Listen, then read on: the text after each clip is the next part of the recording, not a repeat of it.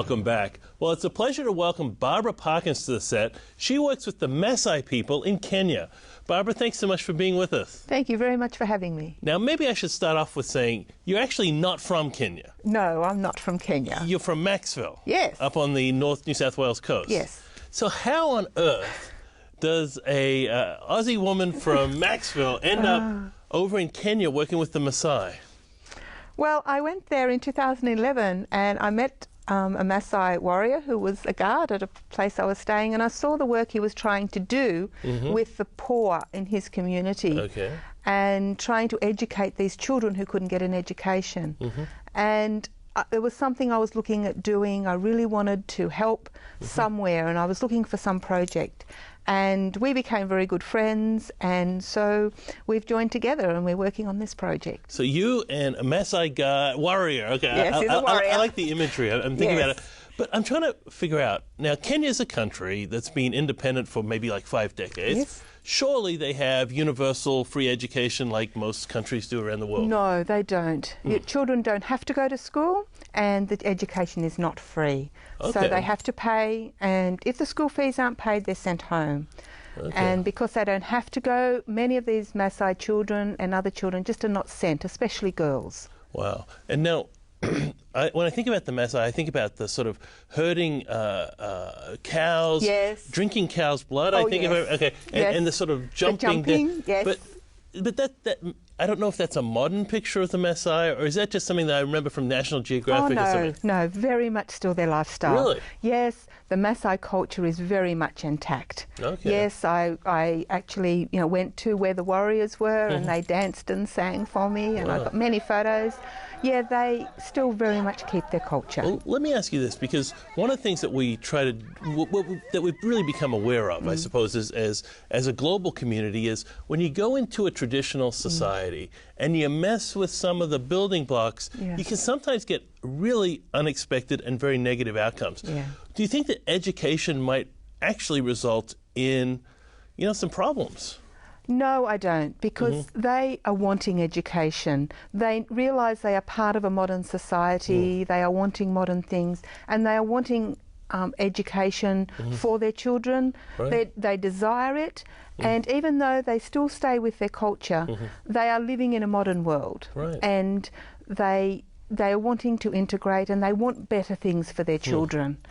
Yeah, no, interesting. Now, I guess one of the things about traditional society, every society has its ups and its downs, right? And there's some wonderful things about the Maasai societies we're talking right before we got on air. But I guess there's also some problems there, particularly for girls. A lot of problems for girls. They are still undergo FGM, which is female circumcision, and they're married. Which for our viewers, just in case you're unaware of that, that's where the female clitoris is actually cut out. Well, actually, it's more than that with the Maasai. They take everything, so it's actually quite, quite terrible what they actually do. No anesthetic? No. And what about cleanliness? Well, no, sometimes now they are getting, if they can find, because it actually is illegal in Kenya. But they actually do, there is a nurse I've heard that still does it. Oh, for goodness sake. So they're actually, getting sometimes that, but they still bleed to death. Of course. Infections, it's just... So this is really a really horrendous thing, and it's still going on even today. Yes, and it's not just the Maasai, it's right through many tribes, but especially with the Maasai. And that's something that the pastors have asked me to work with, and the women have asked me to teach them about. Because I guess if most of the young women aren't going to school... That's right. You get maybe a cycle. You do, and then they're married at 13, they're having children by 14, they know nothing else, then they can have 6, 8, 10 children, and the cycle is repeated because they know nothing else. They stay very much in their culture and don't realise that that doesn't have to be the way life is lived. Right. I've talked with them about it. I live in their culture. I live with them. So, I've had a lot of insight into actually how they live and their lifestyle. That's amazing. I guess the Maasai are kind of known for not embracing strangers readily. How have you become trusted in the community? I think because I actually live with them. I live as they live. and I have been accepted as part of their community. I've been given a Maasai name, and they basically see me there as Maasai. So what's your Maasai name? Namanyak. It means lucky one. Namanyak. Namanyak. Namanyak. That's why I should have introduced you. We have Namanyak on the show. There you go. That will play well over there. Yeah. So with your education program, what are you hoping to, what's your tangible plans?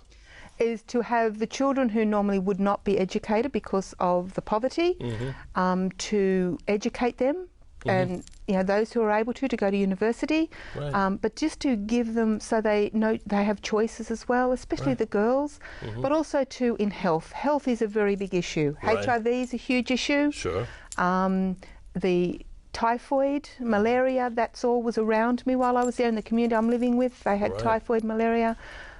Because of their traditional ways, health and the way they eat and that hasn't always been the best. Sure. So I'm trying to show them a better way. So do you have a school or a clinic or what exactly are we talking? At the moment I have a school of the children, but there are actually, I've got 60 children this year I will have in it. And they are meeting though in a very run-down, falling down building on a dirt floor. So that's what I need is funds to actually build my school. I have all the plans ready. I've been given land on the escarpment overlooking the Masai Mara, and I will build a 4-classroom school, and the children then will also be educated in how to grow food, because Masai traditionally don't grow food. So I'm helping them learn how to grow food, and also I'll be educating the women in business so they can learn how to look after money, because they get money and it's all gone. So they ask me, please would I show them, and teach them. Can you show me that too? Yeah. I'm not sure if I'm going to be that good, but it'll be basic. That's really great. And I guess you feel part of the culture. You're actually going to go live there for quite extended periods of time. Yes, I am. Well, that's wonderful, Barbara. I'm sure there's a lot of people watching this who are thinking, amazing opportunity to make a big difference in people's lives.